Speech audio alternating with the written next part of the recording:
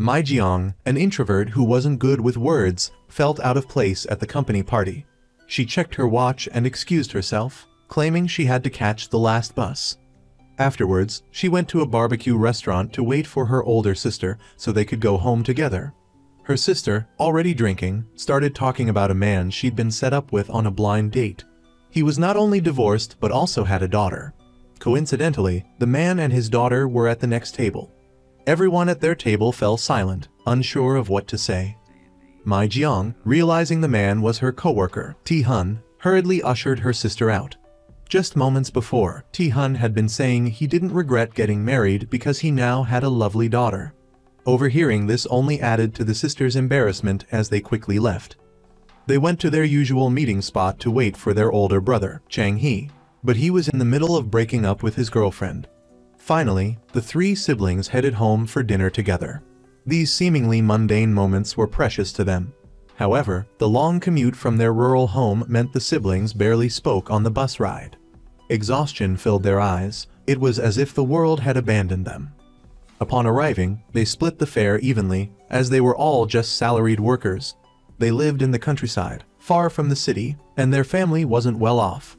On weekends, the gentle Mai Jiang helped her parents with chores, while Ge Jiang, her sister, always found an excuse to go out. Chang He was depressed after his breakup. This was their ordinary life.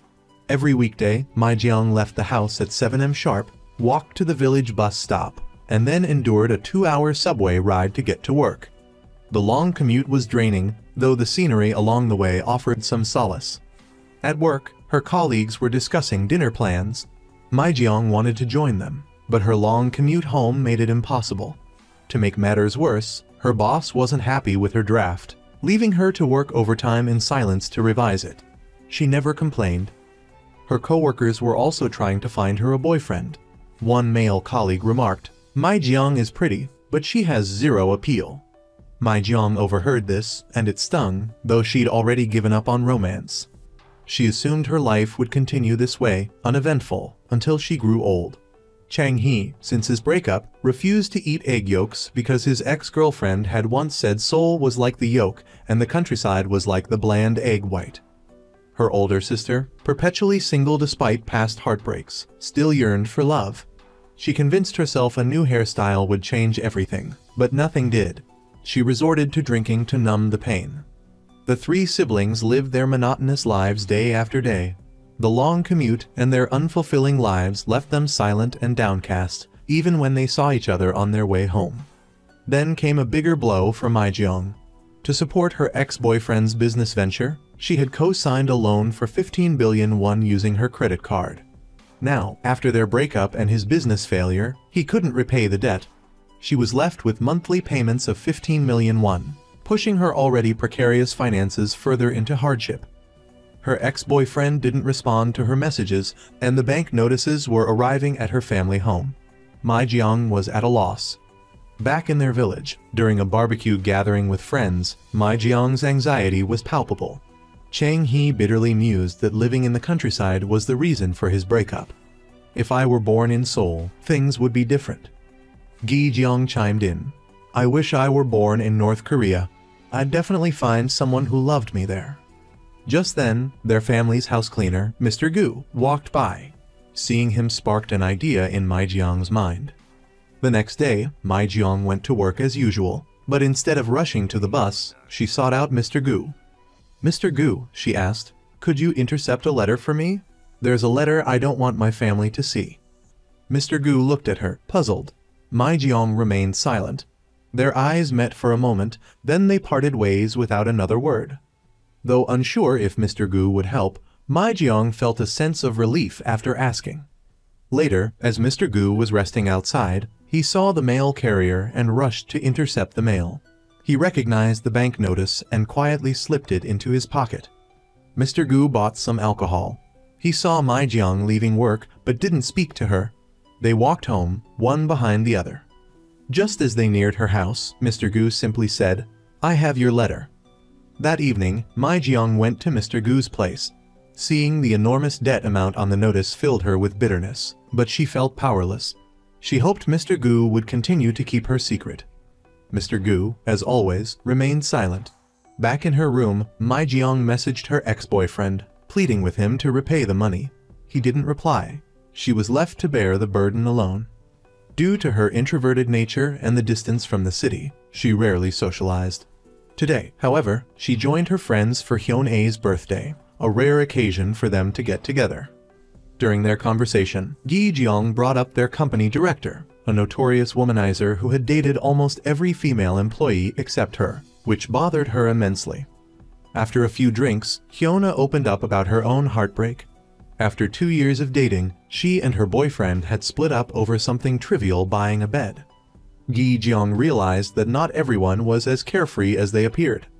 Noticing Chang Hee, Hyuna grabbed his phone when it rang, assuming he was calling his ex-girlfriend.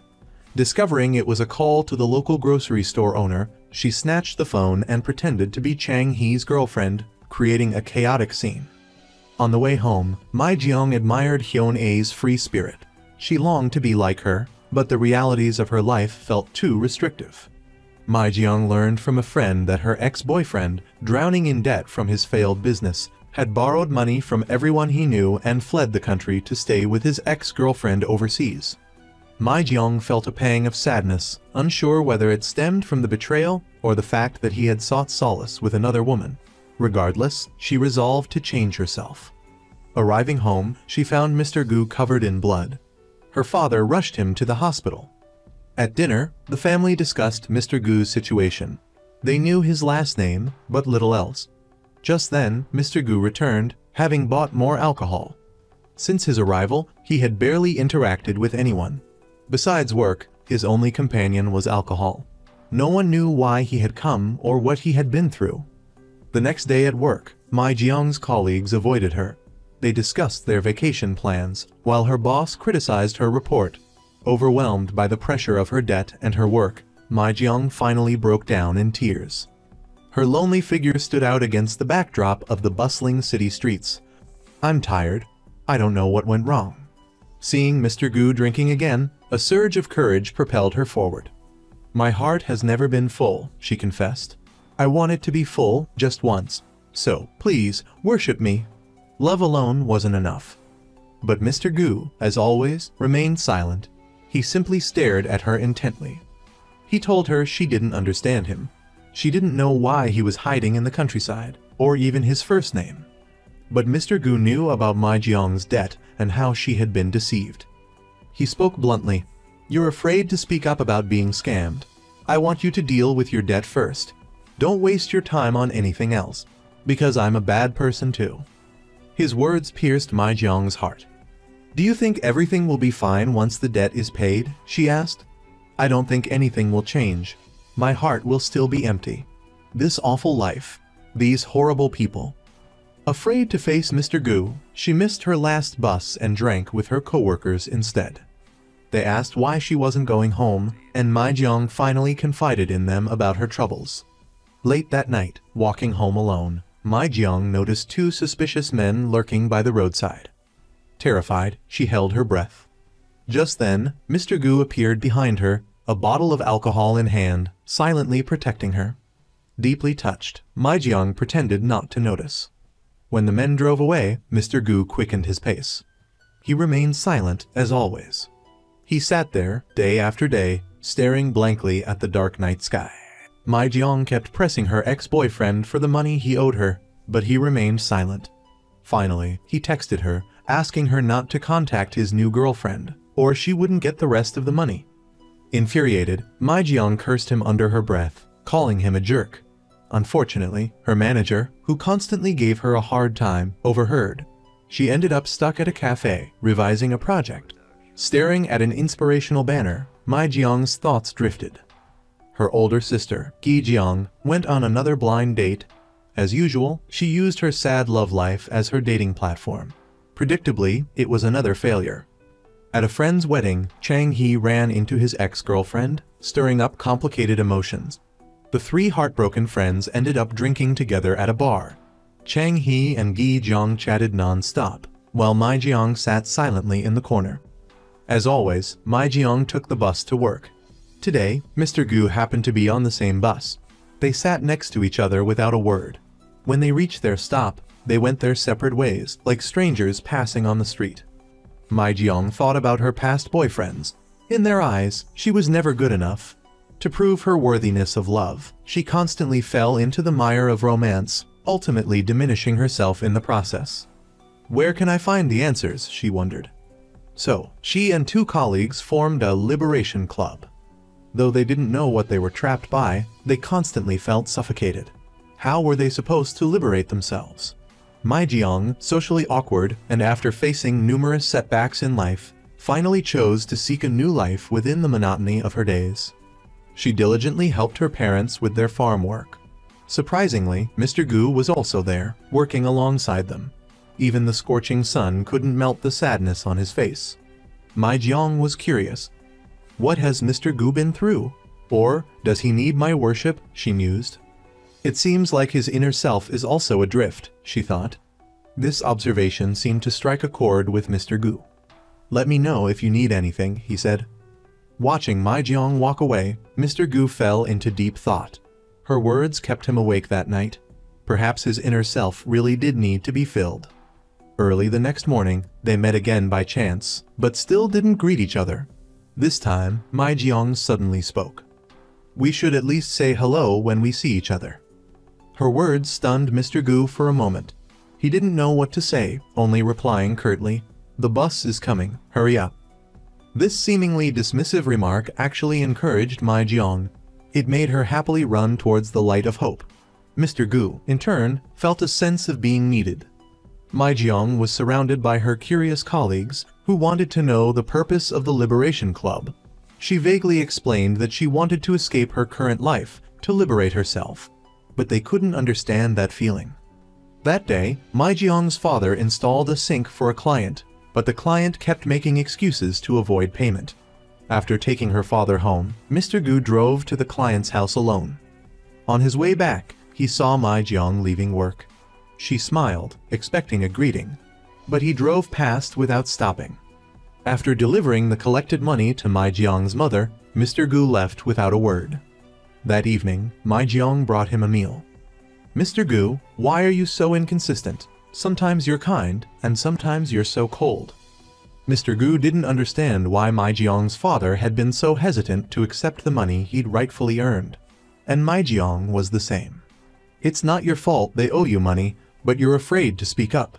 Do you want me to collect it for you? Mai Jiang believed that confronting acquaintances about money would put her in an even worse situation. If you don't change, Mr. Gu said, you can't change others. People just need to live the way they want. Disappointed, Mai Jiang walked away, accidentally dropping her lunchbox. Mr. Gu walked by, offering no help and saying nothing. Although they wanted to change, they didn't know where they were trapped. At the dinner table, Chang He was constantly taking calls from clients.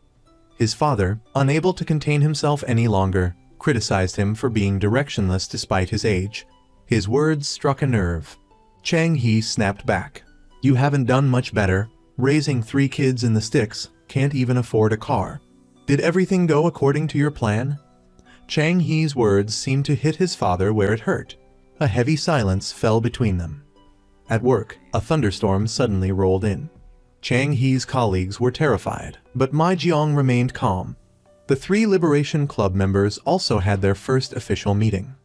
Sitting by the window, watching the people outside, they began their first monologue about their liberation journey. As the rain intensified, Mr. Gu sat outside, lost in thought. He seemed trapped, unsure how to escape. Suddenly, lightning struck a power pole, plunging the house into darkness. Mai Jiang rushed to Mr. Gu's place, urging him to go home. The power lines are down. You could get electrocuted. Mai Jiang's concern touched Mr. Gu. Since arriving, no one had shown him such genuine care. Looking up at the pouring rain, he muttered, foolishly walking in the rain, I don't know where I'm trapped, but I desperately want to break free. I want my life to be truly happy. Both Mai Jiang and Mr. Gu were quietly changing. Each small transformation captivated viewers. Even though their dialogue was limited, it was enough to spark a wave of fan shipping. The rain stopped, and the sun came out. The family went out to work in the garden. Mr. Gu, still slightly hungover, joined them. When Mai Jiang's father showed concern for him, he remained quiet, diligently working. During breaks, he sat alone in a corner as usual, his expression listless and despondent. Mai Jiang stared at this familiar yet strange man. A sudden gust of wind blew Mai Jiang's hat across the street. Seeing her helpless expression, Mr. Gu paused, as if making a decision. "Mai Jiang, wait for me," he said. He stood up and slowly walked forward. He remembered why he had come to this place, and Mai Jiang's words, which had awakened something within him. He stood in place, like an athlete preparing to launch. Then he sprinted at lightning speed.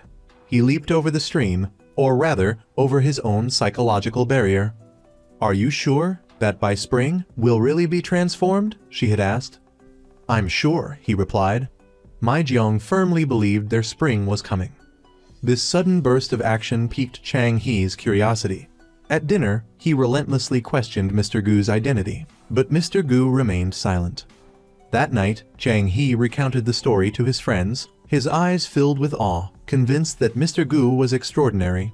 He talked about Mr. Gu throughout their drinking session, enthralled by a newfound sense of excitement. Mr. Gu's leap had ignited a fire in him. The morning's events also made Mai Jiang more curious about Mr. Gu. On her way to buy medicine, she wondered, "Why do I feel this strange sense of disappointment? Is it because Mr. Gu is sometimes close, sometimes distant?" She recalled her sister Hyun-A's advice, "Don't be someone who craves love." She believed that after so many setbacks, she had become stronger, no longer yearning for love.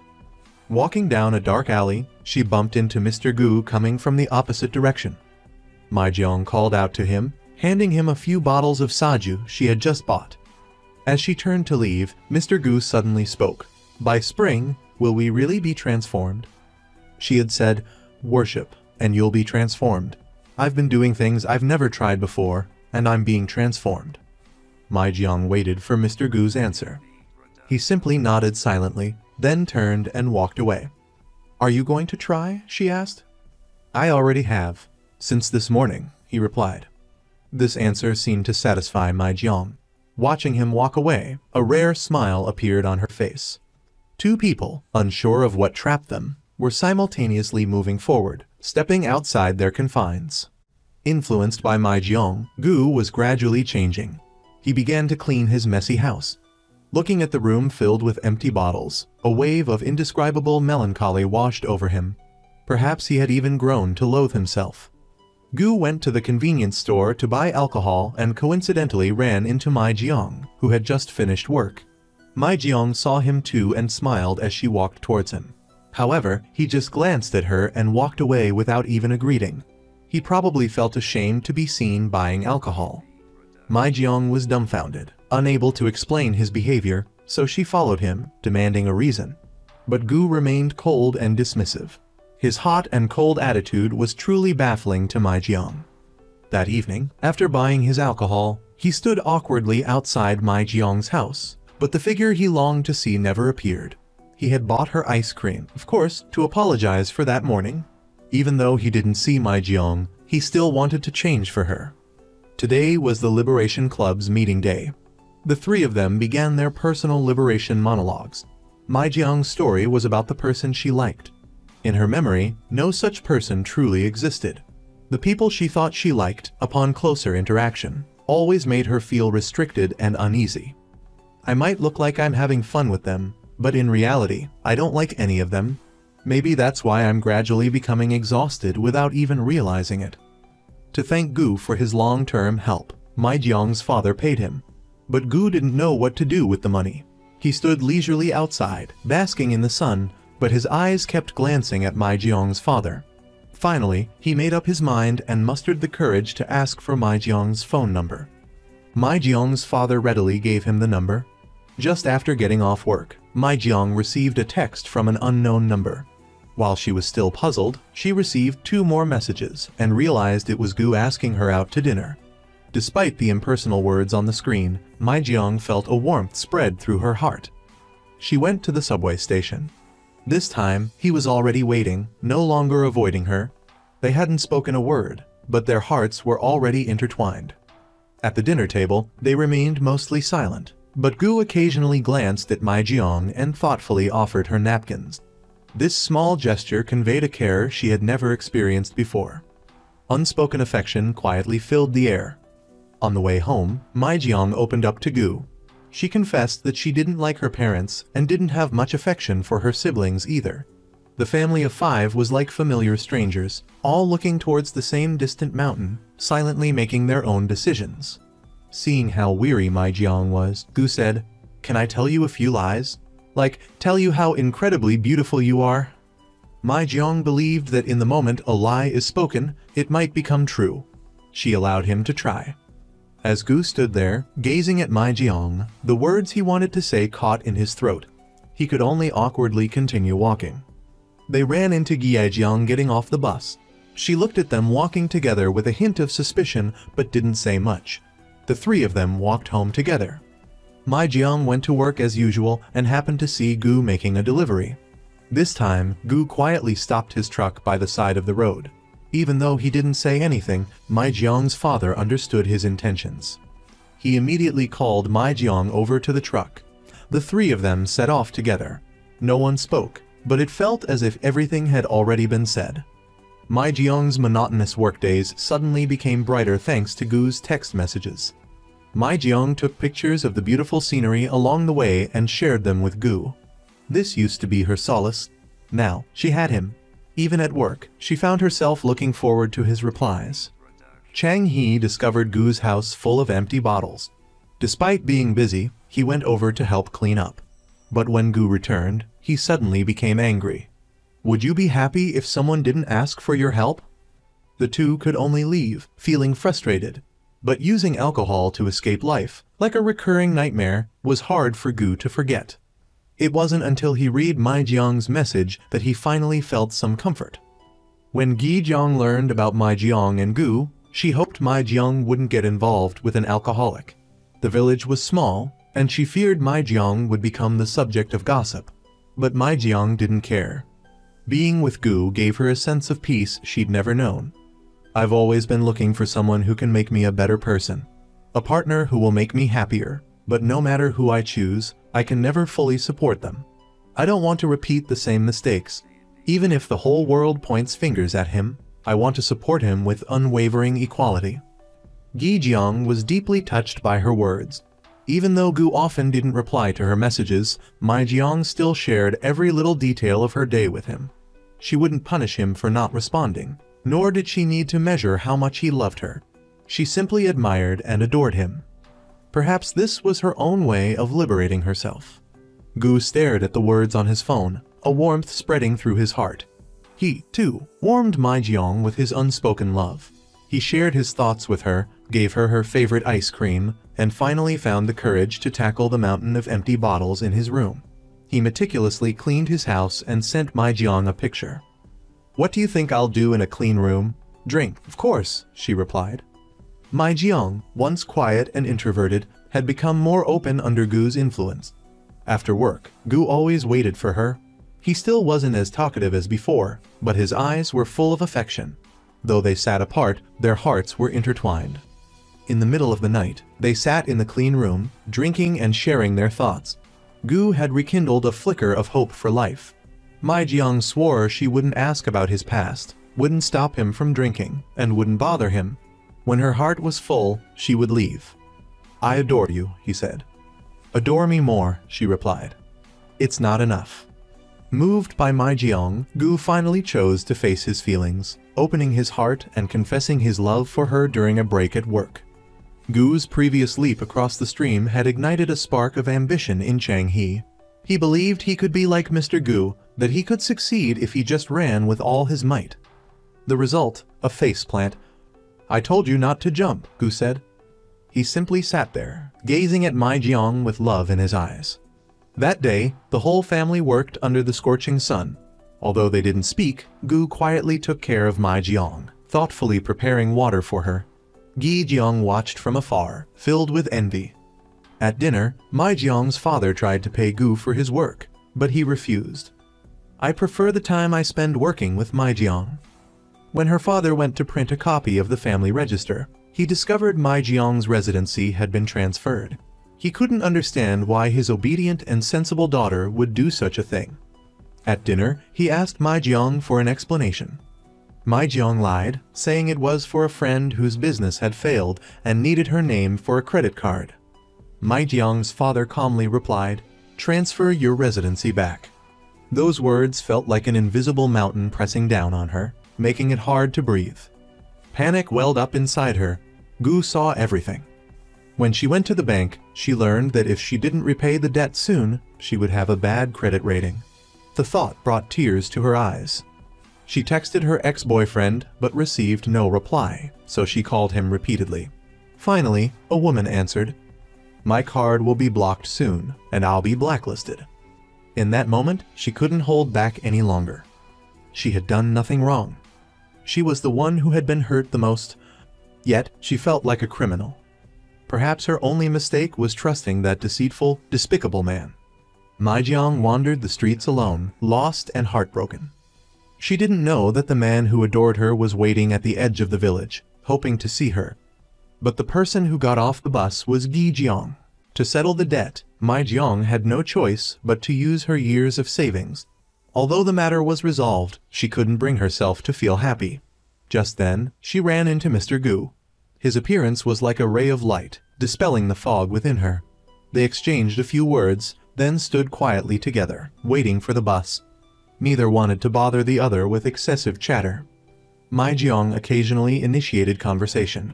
Mr. Gu remained quiet, but just being together brought them a strange sense of peace. He knew what she needed most at that moment was someone by her side. Mai Jiang confessed that she had paid off the debt. Even though her ex-boyfriend had promised to reimburse her, Mr. Gu saw the worry in her eyes and offered to help her get the money back. But Mai Jiang didn't want him to get involved.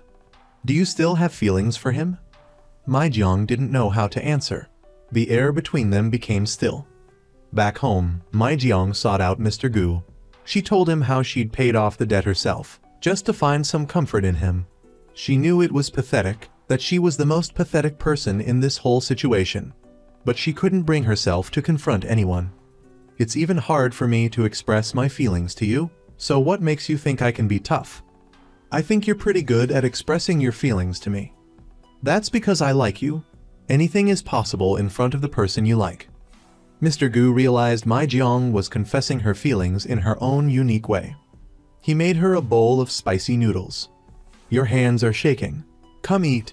This is my way of showing admiration for you. Eat up."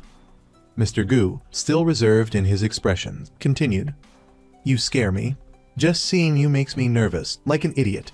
It's frustrating. Although it's frustrating, I still look forward to seeing you." These words completely captivated Mai Jiang. She continued in her thoughts, "I really like this man. He may not be the most handsome actor in the drama, but he is definitely the most masculine, capturing the heart of the female lead and the audience." Since falling in love, Mai Jiang's mood had improved greatly, becoming full of hope for life. Her colleagues curiously asked why she liked a grumpy, alcoholic older man. Mai Jiang couldn't explain it. She just felt that Mr. Gu wasn't like other men, not hiding behind a tough exterior. Despite her blossoming love life, Mai Jiang still faced difficulties at work. Once again, she was forced to work overtime, revising a proposal. But she lacked inspiration, so she packed up her things and left. Instead of going home, Mai Jiang went to a cafe near the bus terminal. She thought about how she used to be scolded to tears over work. She always fantasized about having someone silently supporting her, which was what allowed her to persevere until now. At that moment, a familiar figure passed by. It was the man who understood her. The man she had fantasized about.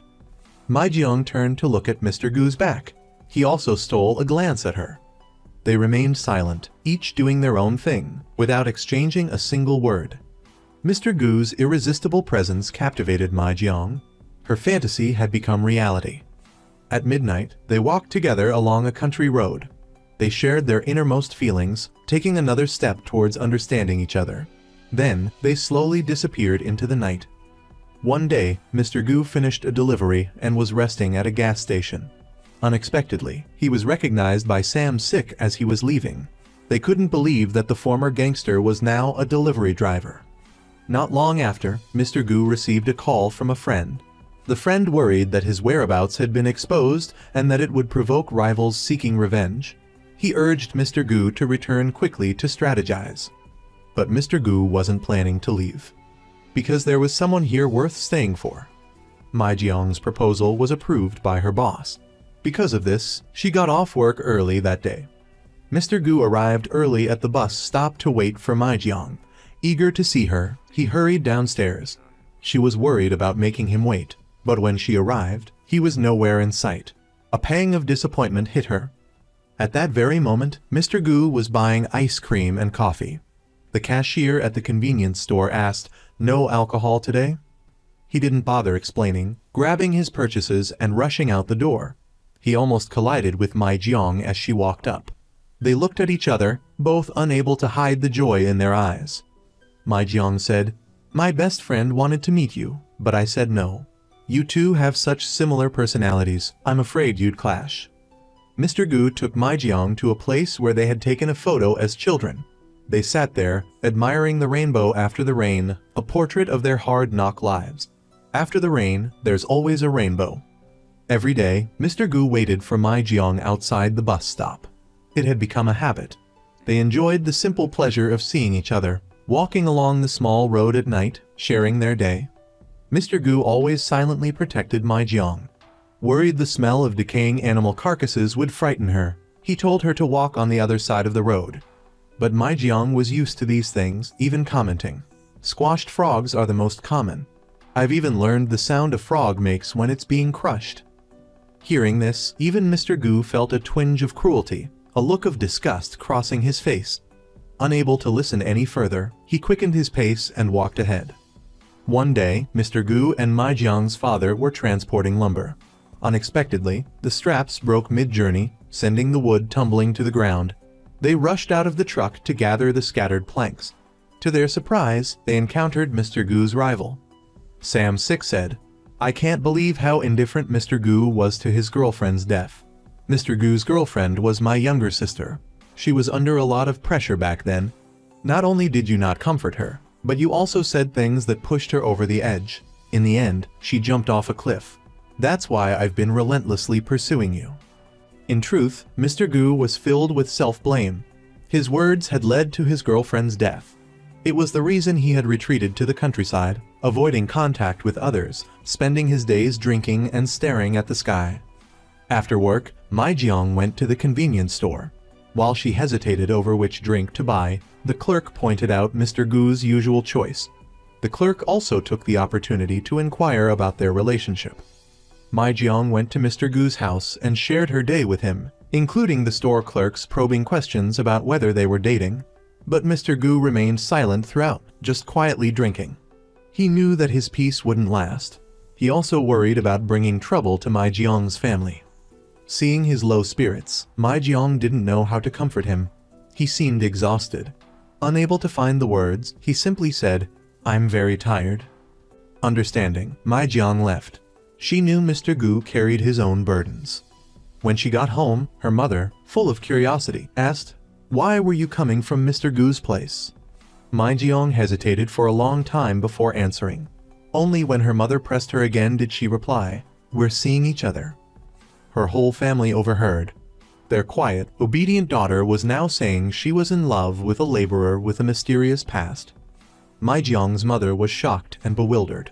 Her father, however, remained silent.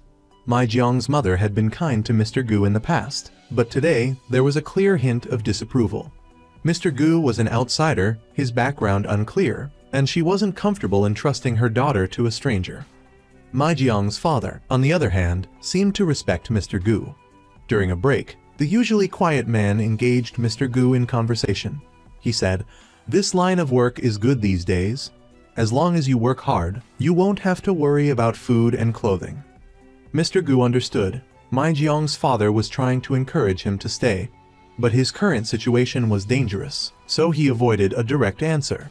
He excused himself to go buy new tape and left. That evening, Mr. Gu still carried a heavy heart, refusing to answer calls or texts. Mai Jiang didn't know how to advise him. "You must be tired today, too, right?" she asked. Mr. Gu responded, "I heard you told them we're dating." "Yes." Was that necessary? I could leave here anytime. Mai Jiang understood the underlying meaning in Mr. Gu's words, but she didn't care what others thought and quietly sat beside him. Before I go, if you have anything to say, just say it. Mr. Gu hesitated for a long time, finally revealing the deepest scar he'd been hiding. Because he wasn't good with words, his ex-girlfriend had jumped off a cliff. Mai Jiang now understood why he had been despondent all day, finding solace in alcohol.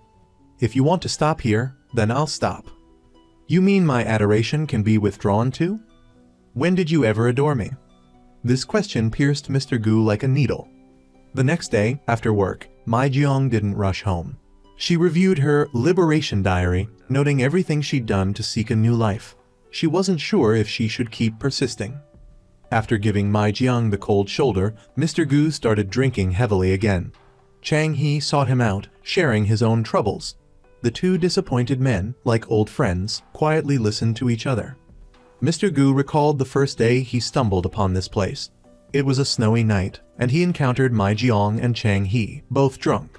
Mai Jiang's words, "Get out of the car," had inadvertently saved his life. He stayed there ever since. He often saw Mai Jiang on the road, but they only glanced at each other, never interacting. Disappointed and lonely, Mr. Gu walked alone. Just then, Mai Jiang, finishing work, saw him and rushed out of her car to follow him. She still wanted to adore this man. Although Mr. Gu had subtly suggested breaking up, Mai Jiang couldn't let go of the person who had helped her change. She followed him to a deserted area. Mr. Gu stood unsteadily, ignoring the stray dogs barking at him. Seeing the dogs about to attack, Mai Jiang bravely rushed forward, using all her strength to protect him from harm. Mai Jiang's actions moved Mr. Gu, but he didn't know what to do. He didn't want Mai Jiang to get hurt because of him, but Mai Jiang was still willing to stay by his side. The next day, Mai Jiang went to Mr. Gu's place, bringing alcohol gifted by Chang He. She hoped he would say something, but he remained melancholic, drinking continuously. Don't you want to say anything? What's harder, getting your hand or nose bitten off by a stray dog, or being kind to the girl you like? Mr. Gu fell silent, lost in thought. I'm an idiot. I can't even collect the money I lent out. So what about you now? At this moment, Mr. Gu became incredibly vulnerable, unable to face his feelings for Mai Jiang. He thought his words would drive her away, but they only strengthened her resolve to stay. You once said, no matter what my name is, even if I'm a terrible person condemned by the whole world, you don't care. In your eyes, I'm still a good person. So, let's keep moving forward. That sincere and passionate confession seemed to give Mr. Gu a tremendous boost. Finally, Mr. Gu resolved to stay and protect Mai Jiang. He drove to his former workplace and stormed into Sam's 6th office. Stop bothering the people around me. Do you want to stay in the countryside as a laborer, or go back and reclaim everything that belongs to you? After I've rested for a while, I'll give you an answer. He walked straight out. Now, he wanted to find the woman he loved most. After work, Mai Jiang received Mr. Gu's reply. A happy smile spread across her face. At this moment, Mai Jiang could perfectly understand the phrase. If it's to see you, I think I would run. Seeing Mai Jiang out of breath, Mr. Gu didn't say much, just quietly got into the car before the traffic jam. He also said he would deal with the manager who often gave Mai Jiang a hard time. During dinner, Mr. Gu passed the sauce to Mai Jiang and often looked at the girl who adored him. He brought her side dishes and poured her water. He even saved the last bite of rice for her. In this moment, the air around them seemed sweet. Seeing Mr. Gu and Mai Jiang back on good terms, Chang He asked Mr. Gu for a favor after discovering a secret Gu was hiding in the bathroom. He held the luxury car key, repeatedly confirming with Gu if it was real. He wanted to experience what it felt like to be rich, just once. I just got back from Seoul, and you want me to go back there? Mr. Gu took Chang He to an underground parking garage. The moment he saw the Rolls-Royce, Chang He was speechless with astonishment. Just get out of here, Mr. Gu said, giving him a quick hug. Chang He drove off, experiencing a joy he had never known before. Mai Jiang and Mr. Gu sat basking in the sunset, enjoying the peaceful moment brought by the breeze. The usually taciturn Mr. Gu seemed to want to say something, But seeing Mai Jiang's beautiful face, he held back the words in his heart. Quietly enjoying this beautiful time with Mai Jiang didn't seem so bad after all. They looked at each other, and although they didn't speak, their eyes conveyed the love between them. After thinking for a long time, Mr. Gu finally spoke. "I admire you a lot." Mr. Gu's sudden confession stunned Mai Jiang. The man before her, once rough and taciturn, had the audacity to confess his feelings. Mai Jiang's heart overflowed with sweet affection. They kept each other company in the sunset, silently enjoying their love. At work, Mai Jiang not only faced difficulties from her superiors, but was also mocked for her outdated clothes. Facing their ridicule, Mai Jiang didn't respond. In the elevator, her superior gave her a sarcastic look. "What does the Liberation Club do? What are you trying to liberate yourselves from? Work?" This time, Mai Jiang didn't shy away from annoying people. Mai Jiang didn't expect that her first attempt at talking back would leave her flustered for a long time. She kept touching her cheeks. Perhaps only Mr. Gu could calm her racing heart. "I'm so hungry, my face feels so hot." "What do you want to eat?" "I want to drink." Mai Jiang drank and complained about her incompetent superior. Mr. Gu just looked at her affectionately, a quiet listener. Usually, the weaker ones are more annoying. If you get the chance, invite him to a deserted place and teach him a lesson. He's probably no match for you. Mr. Gu's words comforted Mai Jiang somewhat. In the small house, under the dim light, they ate ramen and drank. Mr. Gu looked at the moon outside the window, closing his eyes to enjoy the gentle night breeze. He remembered his days of despair, but now he had someone he admired to love. The emptiness in his lonely heart was now filled. In the darkness, they felt a sense of peace. It seems that people are most clear-headed when they're lonely. I feel much more clear-headed at night. Seeming to understand the meaning behind Mai Jiang's words, Mr. Gu took her to the mountaintop. But Mai Jiang's heart was uneasy. She didn't understand why she had been so anxious before, unable to laugh freely like others. Mr. Gu's presence gave her strength, the courage to continue loving. In the darkness, they looked towards the distant lights. The night wind made Mai Jiang feel a little cold. Mr. Gu, summoning his courage, gently embraced her, rubbing her shoulders to warm her. His actions warmed Mai Jiang's cold heart. They gazed at each other affectionately, no longer holding back the surging emotions within. Since they had been honest with each other, Mai Jiang and Mr. Gu had fallen into the sweetness of love. They would discuss all sorts of strange topics. Because they can't bear to eat the goats they raise, the villagers exchange goats with each other when it's time to eat goat. No matter what. If the livestock had names, could you still eat them? They don't have names.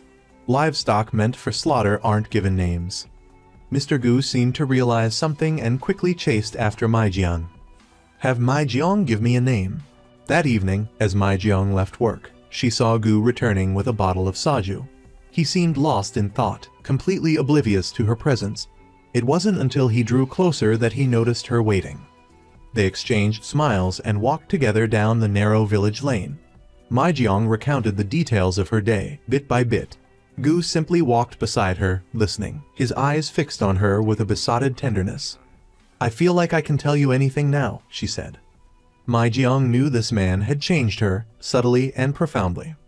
Someone had sideswiped Gu's expensive car, leaving Chang He distraught. He'd still mustered the courage to tell Gu what had happened. Gu stared at his beloved car for a long time, saying nothing. Then, quietly, he put on his shoes.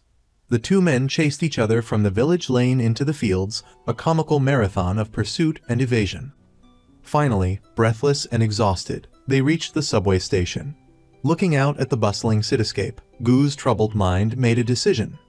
He confessed to his friend the truth about Sam's 6 drug dealing. He knew this meant the end of their peaceful days. To protect the woman he loved from the inevitable fallout, Gu gently broke up with Mai Jiang. "I'm leaving," he said. "Where?" "Back to Seoul." "Why would you go back there all of a sudden?" "It's where I belong." Mai Jiang didn't ask any further questions. She simply walked away into the night, tears silently streaming down her face as she contemplated the separation from the man who had brought new life into her world. Summoning her courage, Mai Jiang went to Gu's place. "I'll call you sometimes," she said. If you're free, maybe we can meet, once or twice a month. He refused. I need a clean break. Gu knew what he was involved in was dangerous. He didn't want Mai Jiang to get caught up in it or hurt. That's why he spoke so firmly, so cruelly. Though Mai Jiang pretended not to care, hoping he would stay, Gu's mind was made up. You can yell at me if you want, he said. Don't regret it later. But Mai Jiang remained silent. Aren't you angry? I'm throwing everything away to leave. Aren't you angry? I'm heartbroken, she replied, but not angry. Her words pierced Gu's heart. He told her she should live a normal life, have the same desires as other people. Not admiration or liberation or anything like that, he said. Just normal desires, like wanting to push a baby stroller. The words pained him as he spoke them.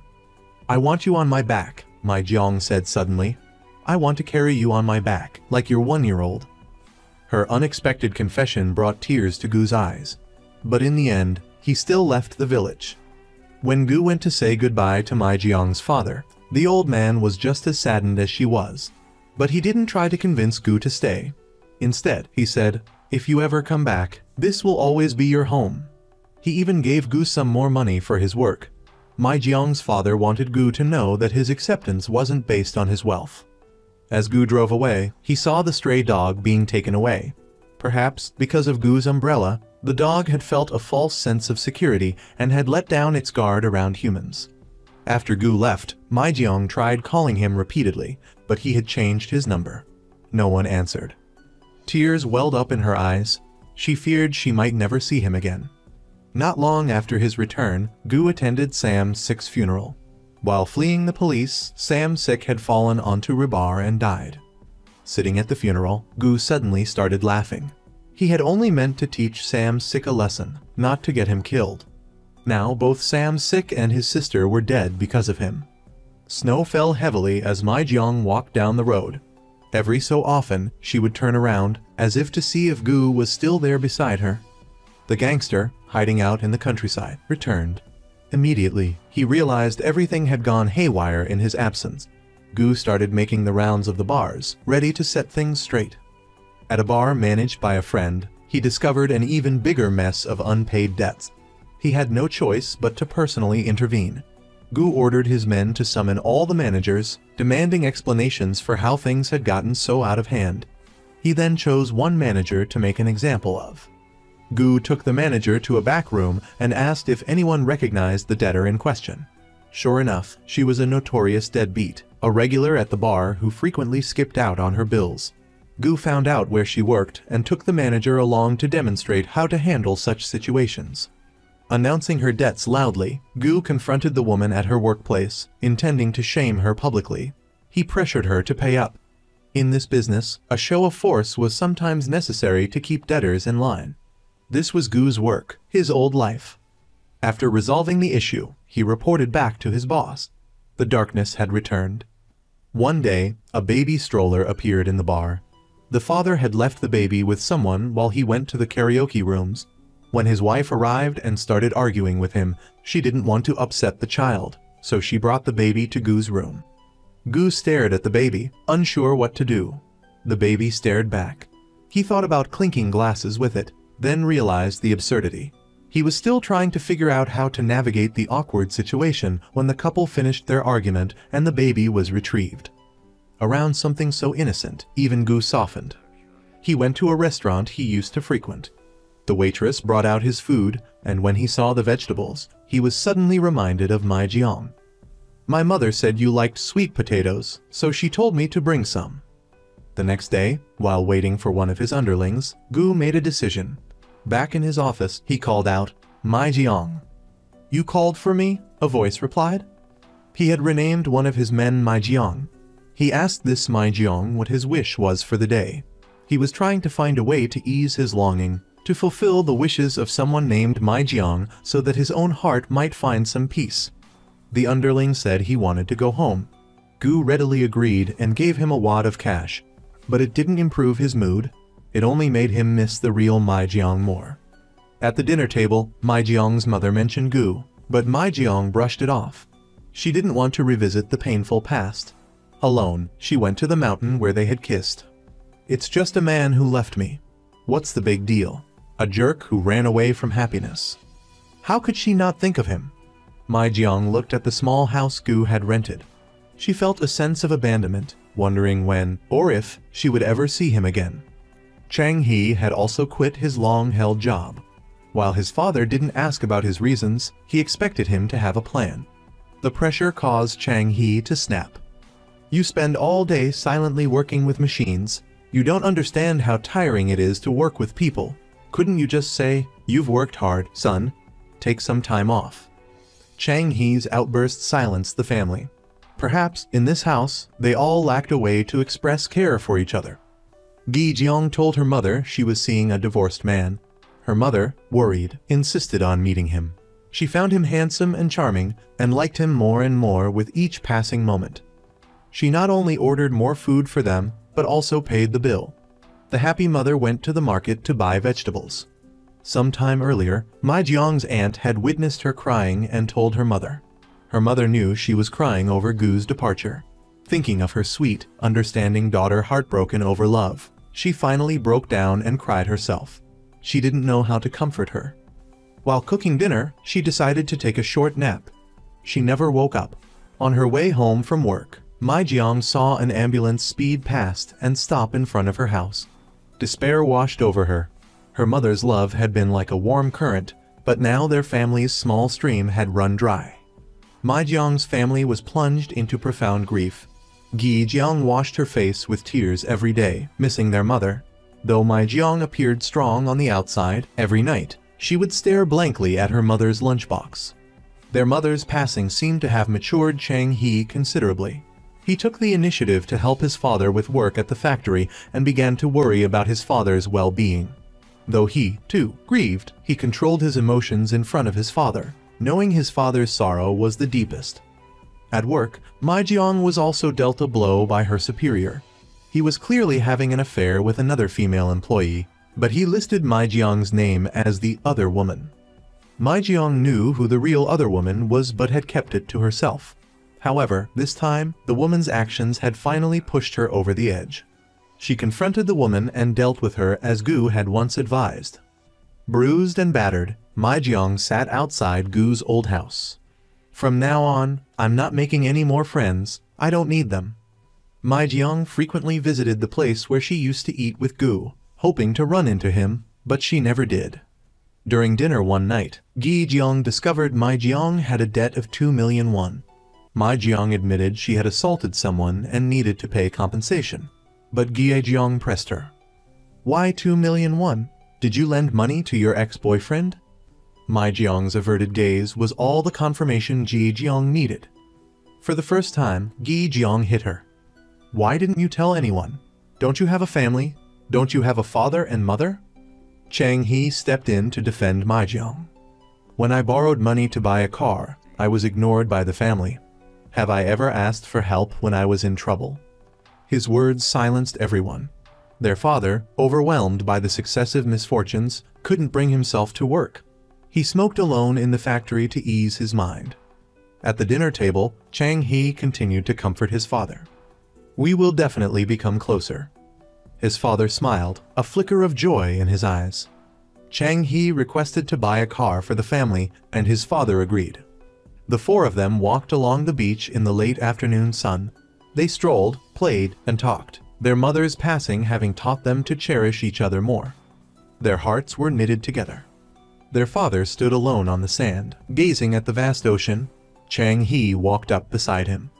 Dad, you still have us three. Dad, I love you. Seasons changed, and Mai Jiang returned to her previous monotonous, arid life. The long commute no longer had Gu by her side. Only the scenery outside the window remained unchanged. She hoped to see his familiar figure when she arrived at the station, but they still hadn't met. Gu still couldn't let go of Mai Jiang. He took the train, retracing Mai Jiang's usual route to find her. He would wait for her at the station, just like before. But the figure he longed to see never appeared. Finally, he mustered the courage to return to the village. The scenery remained the same, but the people had changed. Seeing Mai Jiang's father approaching, Gu's heart was filled with complex emotions. "You're here?" Mai Jiang's father said to Gu. "Shortly after you left, Mai Jiang's mother passed away. He had come to terms with things. His children had struggled living there, so he had let them move to the city. And so they wouldn't worry about him, so he would have someone to care for him. He had remarried, easing their concerns." Gu left, seemingly taking all the good things with him. Mai Jiang's father handed him a piece of paper with Mai Jiang's new phone number. This time, he finally mustered the courage to call Mai Jiang. It had been a long time. "It's Gu. Long time no see." They talked and caught up, never uttering the word love, yet their affection permeated every word. "Let's meet." "No." Gu asked why, but Mai Jiang just laughed and said, "I've gained weight. I need to lose it first." Finally, they agreed to meet on a bridge. Gu paced back and forth, anxiously awaiting Mai Jiang's arrival. Seasons had changed, but their love hadn't. They looked at each other and smiled. They understood each other so well, words weren't necessary. "What's this? You've grown your hair out." "I cut mine short." "Did you change your number?" "I waited for your call until my phone broke." "I missed you terribly." This was also the first time Mai Jiang learned Gu's full name. "My name is Gu Sakai." They had once been deeply in love, reunited after 3 years apart. As they walked, they caught up, sharing their longing and what had happened in the intervening years. Though they were both living in Seoul now, they reminisced about their happy times in the countryside. The joy of their reunion eclipsed all their worries. They strolled leisurely through the streets. "You're always so strange when you see me. Just talking about ordinary things, never saying, 'You should have called me sooner, you jerk.'" Mai Jiang's reproachful confession moved Gu deeply. Their hearts had never truly been separated. They walked together through a bustling market. "I'll buy you the shoes you like, carry your bags for you when we're walking, buy you gloves because it's cold." He was being his most genuine self. Looking at the man who was both familiar and unfamiliar, Mai Jiang felt a deep warmth. They stopped for street food. Just then, one of Gu's juniors called, reminding him to collect a debt. He didn't know how to tell her. "Go." "Does that mean you won't be able to come back here later?" "No, I'll be back. I'll go quickly and return right away. Just find somewhere to wait for me." Watching him run off, a flicker of disappointment crossed Mai Jiang's eyes. To get back to her quickly, Gu got out of his car and ran when he hit traffic. He returned with a fresh bruise on his face. She was curious but didn't pry. After eating, they walked together in the falling snow. Gu said, "I used to think, if time could stop on a snowy night like this, the one thing I'd want to do is go straight back home." Hearing this, Mai Jiang knew he hadn't forgotten her either. He took her to his place. Not only was the heater broken, but the sink was full of unwashed glasses. There was no hot water either. They could only huddle together under the blankets for warmth. After so long apart, they were lying in the same bed, gazing at each other.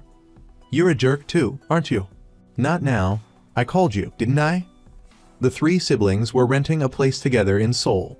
Chang Hee had opened a grocery store as he'd always dreamed. However, his love life wasn't going so smoothly. Due to differing values, he and his girlfriend had parted ways. Yi Jiang was dating a divorced man, but marriage remained elusive because of his daughter. Mai Jiang's presence was a ray of light in Gu's life. He would wait for her after work, just like before, and eat street food with her. He asked her to listen to him talk 10 times. Of course, she agreed. She wanted to understand this man better. After a drink, he began. "After seeing you again, I have a lot of regrets." Gu didn't know why he had contacted Mai Jiang again. Their proper goodbye back in the countryside had left him with a relatively decent image. But now, reunited, he still couldn't promise her anything. He was afraid of disappointing her again. She listened silently. Mai Jiang was startled when he suddenly said, "You have to remember that I once liked you a whole lot." She just laughed and said, "Thank you." Gu said, "No matter what kind of person I become, my feelings for you were always real." Then, he recorded those words on his phone. "Mai Jiang, I really did like you a lot. If after 10 times I still have things to say, we'll add another 10. We'll just keep adding them until there's nothing left to say. Can we keep doing this? Okay. Today was their father's birthday. The three siblings returned to their hometown with gifts. They no longer wore the somber, downcast expressions of the past, but instead, their faces were lit up with happy smiles. Chang He and Mai Jiang bustled around preparing food. Gi Jiang presented matching gifts to her father and stepmother. Their stepmother seemed delighted, but their father appeared sullen. "Why did you cut your hair so short?" he asked Gi Jiang. Although she offered an excuse to brush off the question, their father understood. He knew something must be troubling her. During dinner, their usually quiet father suddenly spoke. "I'm so useless. You kids are all much better than me." His words silenced the three siblings. Mai Jiang couldn't hold back her tears, seeing that their strict father finally understood their struggles. After dinner, Mai Jiang reopened her Freedom Diary. The introverted girl of the past, unable to express herself, had been left behind. Gi Jiang sat and chatted with her stepmother about everything, big and small. Chang He talked with his friends about his past experiences. He'd received a promising order, but worried about a close friend who was seriously ill. He'd gone to the hospital to visit. Unexpectedly, that turned out to be their last meeting, and he lost the big order. But he didn't regret it. Perhaps it was all destined. Gi Jiang was seeing a divorced man but couldn't seem to take the next step. She'd even considered ending things. But standing before the man she truly loved, she bravely moved forward. Her boyfriend, touched by her sincerity, responded with actions that spoke louder than words.